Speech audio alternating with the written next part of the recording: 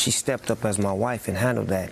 And there's been many times where I've been at my lowest, and she's always been the strongest to get me back up to like, get back out there. You gotta get back out there and do what you do. Don't worry about what's happening over here. I'm gonna handle that.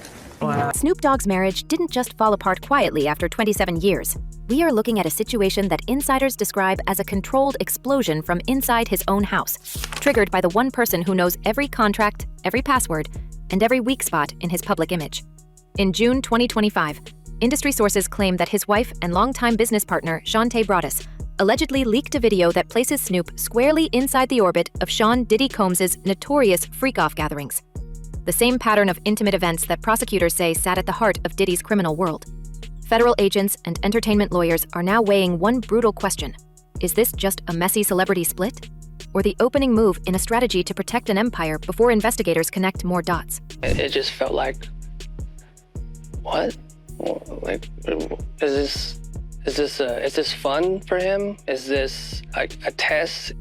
To understand why this alleged leak feels like a bomb going off, we have to remember what Diddy's downfall actually looks like on paper. In March 2024, federal authorities raided his properties in Los Angeles and Miami, seizing hundreds of hard drives and storage devices that agents later described in court filings as control material tied to his private encounters and so-called freak-offs. Those raids fed directly into the larger federal case that, by mid-2024, had Diddy sitting in MDC Brooklyn under grim conditions while awaiting trial on human trafficking and racketeering charges, with prosecutors accusing him of running a pattern of coerced, intimate encounters and recorded freak-off sessions used to control partners and associates.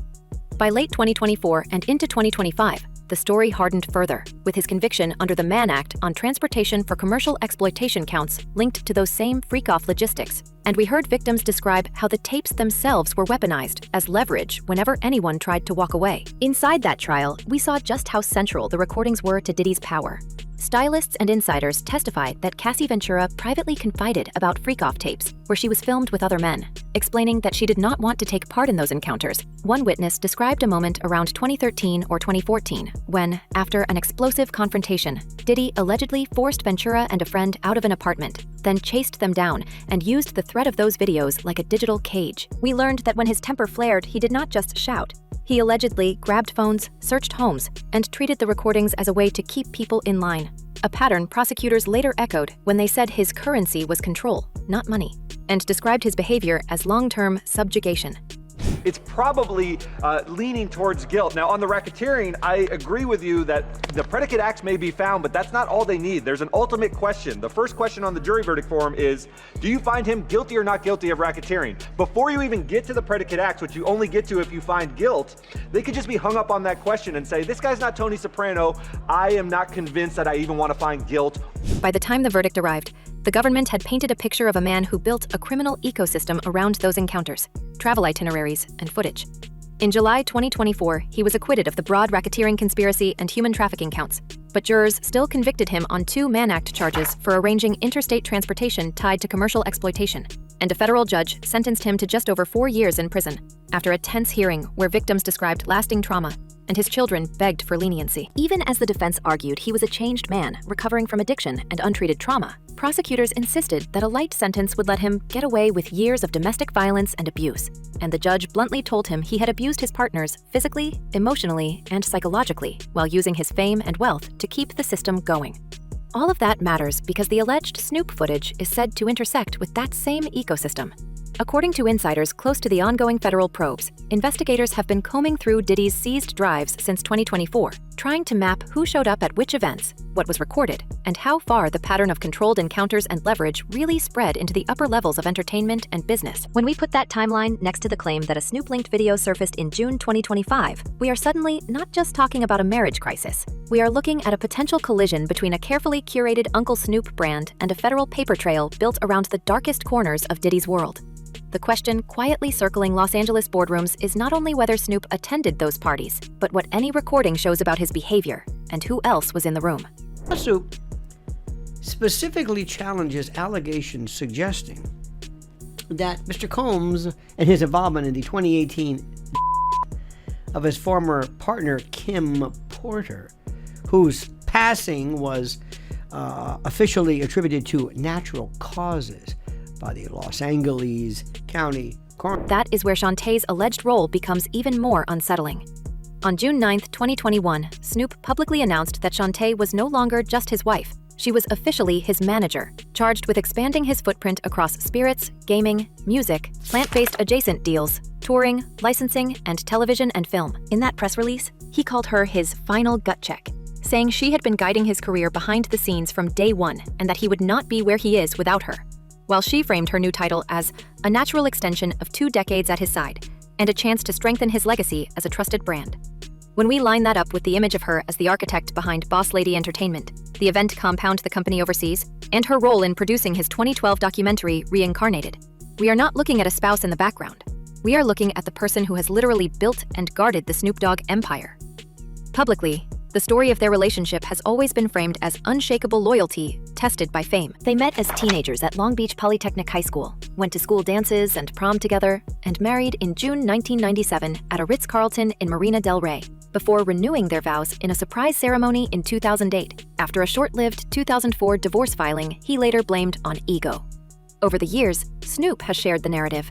He almost walked away, realized what he had at home was irreplaceable, came back, and built a family of 3 children and eventually multiple grandchildren, all while Shantae stood on red carpets, in documentaries, and on reality shows as the steady figure next to a man who kept reinventing himself. Interviews in 2015, 2023, and 2024 show him repeating the same themes. She is the one who taught him to put family first. She is the good to his bad, and their vows meant till tragedy do us part, not till arguments or finances do us part. Turmoil and the stuff that I put her through in my journey on becoming successful, because I had no understanding of what I was doing her, how I was hurting her. That narrative deepened in 2021 when he effectively handed her the keys to his brand, acknowledging on the record that he had put her through so much and declaring that she was the only person he trusted to oversee his legacy after he is gone. At the same time, outside observers never forgot that this supposedly unbreakable marriage had weathered storms that went far beyond normal celebrity gossip. In 2019, online personality Selena Powell claimed she had a months-long affair with Snoop, boasting about secret trips and encounters, before later earning a reputation as a troll who had already lied about a pregnancy connected to another rapper. Before that, there was the long-known fact that he fathered a son, Julian, in 1998 with Lori Hellmond, while married to Shantae, a reminder that infidelity was not just rumor, but documented reality inside their timeline. Behind that polished family image, Snoop has also had to navigate serious legal allegations that cut directly against the safe mentor persona he later cultivated on network television. In 2013, a Jane Doe dancer filed a lawsuit in federal court accusing him and his longtime associate Bishop Don Magic Juan of forcing her into oral acts after a concert, describing being taken to Campbell's home, waking up to an unwanted encounter, then later being cornered by Snoop in a bathroom during a taping of his Double G News network. The complaint alleged she felt pressured because of his power to influence whether she ever worked in the industry again, and claimed retaliation after a failed mediation, pointing to an Instagram post about gold digger season as a public slap.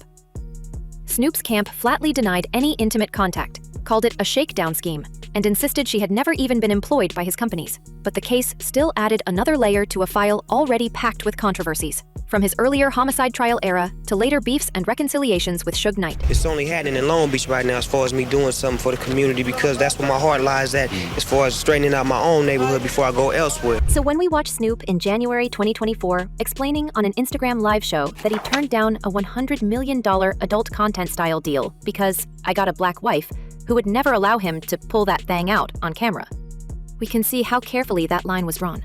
That moment did not just go viral because of the number. It cemented his image as the playful but principled elder statesman who might joke about his past, but now defers to his wife's boundaries and prioritizes family over temptation. That image carried directly into network gigs like The Voice, where in September 2024, he was giving wholesome marriage advice, telling People and NBC audiences that the secret to 28 years together was to focus on what your partner loves and do it consistently. He told viewers he was a loving, caring, providing husband who had put his wife in a position where she never had to work a day in her life, framing her as the backbone who allowed him to be the work. Dude, like, if we really dig, I believe we're gonna find probably 3 or 4 dudes over the years that she had long-term side piece. Against that backdrop, early 2024 gave us the first hint that the alliance between Shantae and the men who once defined Snoop's career was fraying in public. On social media, Suge Knight was already using his new Collect Call podcast to air out old grievances, suggest that Snoop owed him money over the 2023 Death Row Records acquisition, and drop ominous hints about who really did what in the 1990s around Shakur and the East Coast-West Coast feud. When a viral VLA-DTV clip amplified Suge's claims about powerful entertainers and scandalous intimate behavior, Snoop dropped into the comments in February 2024 and wrote that he was praying for his former boss to find peace, a line that sounded measured and above the fray. It did not stay that way for long. Knight snapped back on X, demanding Snoop show the agreement or proof of payment for Death Row, and, more explosively, posting a picture of Shantae in Hawaii with another man and adding, "I'll pray your wife stop going to Hawaii with other men." The private strains inside the Broaddus marriage were no longer tabloid whispers. They were being weaponized publicly by a man who once controlled Snoop's career, and now sits in prison watching his former artist own the label he built. The internet immediately split into camps. Some users shrugged it off as Suge grasping for relevance, and pointed out that Snoop had his own history of outside relationships, including the son conceived during the marriage, asking why Shantae could not travel without her husband. Others wondered who the unidentified man in Hawaii was, and whether Suge had more receipts in reserve, especially given his habit on the podcast of hinting that he knows where bodies are buried in the figurative sense, and promising that he has scores to settle. For a couple that had spent years presenting themselves as embraced attending against outside temptations, the optics were brutal.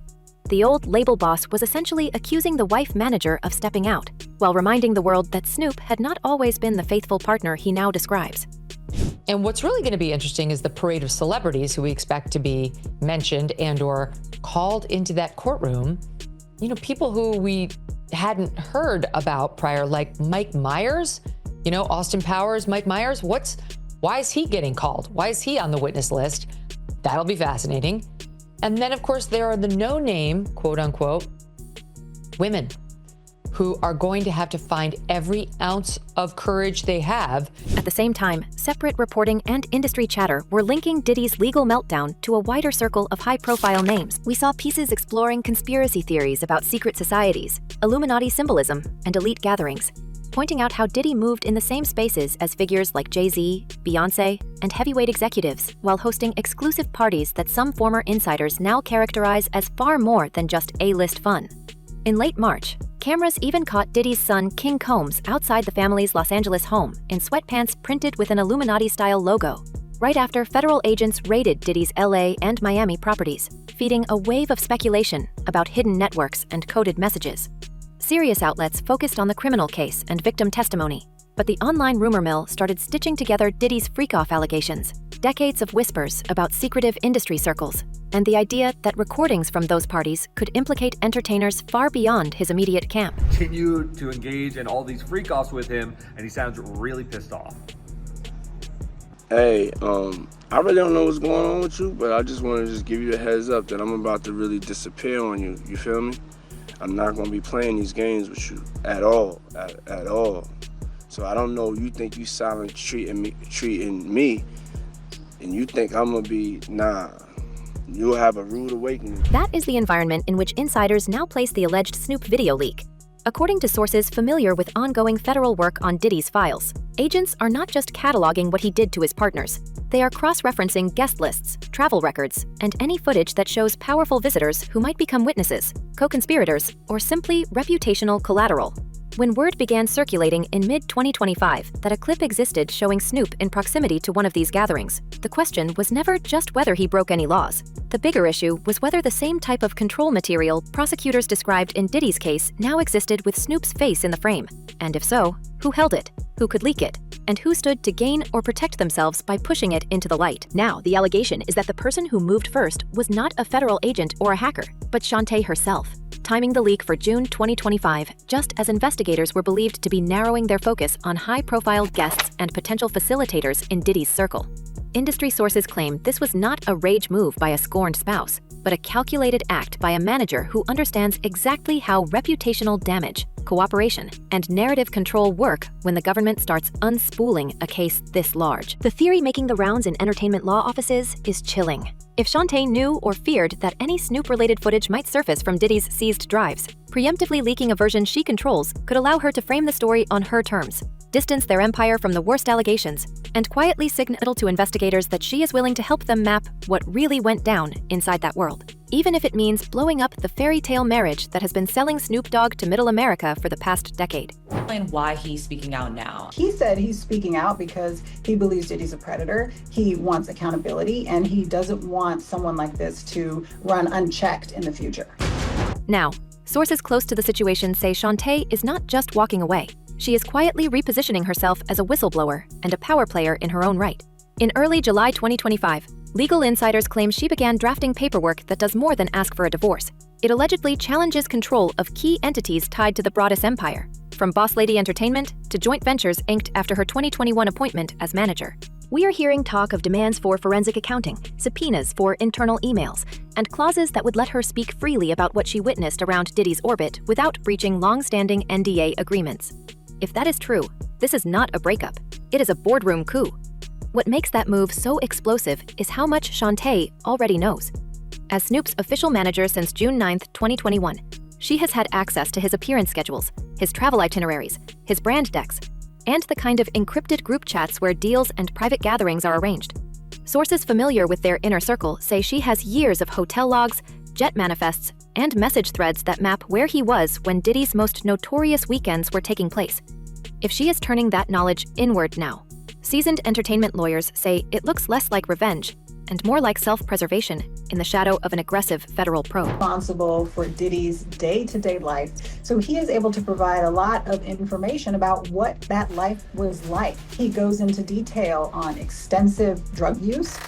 Behind the headlines, investigators working the Diddy case are said to have uncovered more than just random clips on seized hard drives. A former tech contractor who worked with one of his companies alleges that agents found what they describe as a digital ledger during the March 2024 raids, a structured index tying dates, locations, and first names to specific files. According to two industry veterans who have been briefed by nervous clients, that ledger does not stop at music stars. It allegedly tags executives, athletes, and television personalities, with notations about who favored which kind of gathering and who could be pressured if needed. The government has refused to discuss it on the record, but the fear in certain Beverly Hills conference rooms is very real. Court filings in related civil cases have already hinted at the scope. Lawyers have referenced sealed visual material involving unnamed public figures, and one redacted motion from late 2024 alludes to professional athletes and a primetime host being visible in background footage. 3 separate entertainment attorneys say their clients, who were friendly with Diddy in the late 2000s and early 2010s, have quietly asked whether any still images or clips of them appear on those drives. If Snoop's name or likeness is attached to that ledger in any way, he is suddenly not just the face of a family-friendly network show. He is one name in a crowded, very worried list. That is where the conspiracy talk begins to bleed into strategy. A former road manager who has worked with multiple A-list rappers suggests that Shantae's alleged leak in June 2025 might not be aimed at Snoop alone. In this telling, pushing out a controlled clip that shows him near Diddy's orbit acts as a warning shot to everyone who was there, a signal that she is willing to move first and frame the conversation before federal filings do it for them. If executives, athletes, and television personalities see one piece of footage surface now, they know more could follow, and that kind of pressure can force people to cooperate, settle, or distance themselves in public very quickly.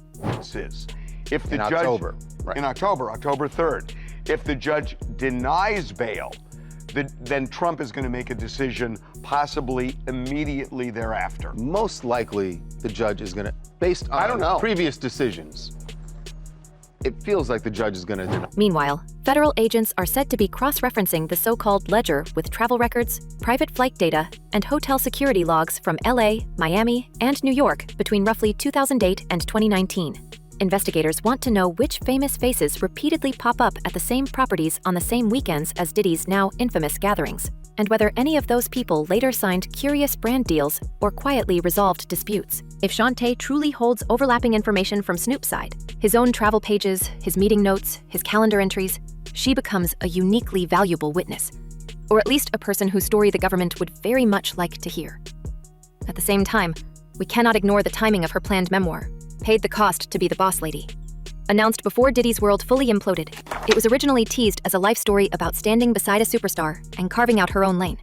Now, multiple publishing insiders insist the proposal pages have been rewritten to emphasize behind-the-scenes power struggles, coded language about private industry retreats, and a chapter that allegedly points straight at what really went down inside Diddy's world. If even half of that makes it to print, we are not talking about a standard celebrity spouse memoir. We are talking about a potential detonator aimed at reputations across music, sports, and television. To call you. Papa Snoop. The part I love is that they all start off the same way. Like they start off crying and kind of like distant from me. I gotta earn their trust and their love. Will they all become a part of the business, the empire? We're in the business of love and showing how to be parents, grandparents, and not that we perfect or that we don't make mistakes, but just giving an example of what is. One veteran PR strategist who has worked with high-risk clients tells us the real play might be leverage. By hinting that the book will contain specifics about gatherings, guest lists, and manipulative tactics, Shantae could be pushing studios, networks, and brands to decide whose side they are on before the story hits shelves. If she is seen as a truth teller who cooperated with authorities, some outlets may rush to platform her. If they fear she will drag their own talent into the narrative, they may scramble to contain the damage. Either way, it places her, not Snoop, at the center of the next chapter. The unanswered question is what else she has not shown us yet. Insiders close to the Brodus business structure claim there are multiple layers of material. The leaked clip we all heard about, raw footage others have only seen described in legal drafts, and a separate cache of emails and calendar receipts that could tie specific nights to specific faces. If that is true, the video we are all whispering about might only be the opening move in a much larger, much darker chess game. The video was not the scandal. It was the spark.